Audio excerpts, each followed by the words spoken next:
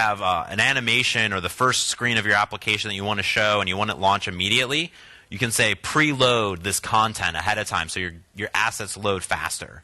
Now, if you don't do that and you just want things to load on demand, like you're loading a game level so then load all the content, you'd want to handle that separately per level that's there. But if you have a simple game, maybe 1 or 2 screens, you could load everything up front, maybe even just put a loading screen. Then we have this thing called the director, and this is kind of that first bit. Now we're broken away from the application, now we're in the director, and all it does is handle loading scenes. So you can replace screens, switch back and forth between screens, and what we'll see here is, you might have a launch page, and then you need to go in your main level. You go to level 2, you go to level 3, and you keep directing, if you will, kind of like a movie producer. You're just directing on what the scenes are going to take place. And those scenes are the various logic portions of your application. And these all contain CC layers, so each layer of your application.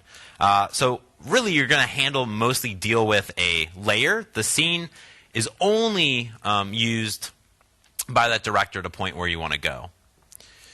So that layer, for instance, is really important. This is where you're going to do all of your business logic. You're going to handle your game loop, your main game loop that's always running.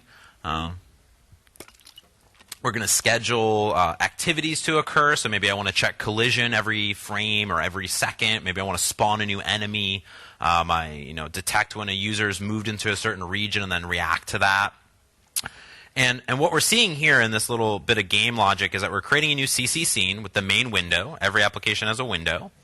We create this start layer that's there, and then we add it to the game, to the scene. So that scene could have multiple children layers on top of it that you could direct around. And then those sprites, so those layers are going to contain sprites, and there's multiple sprites that you can have. You can have sprite sheets, so we see the monkey on the bottom there.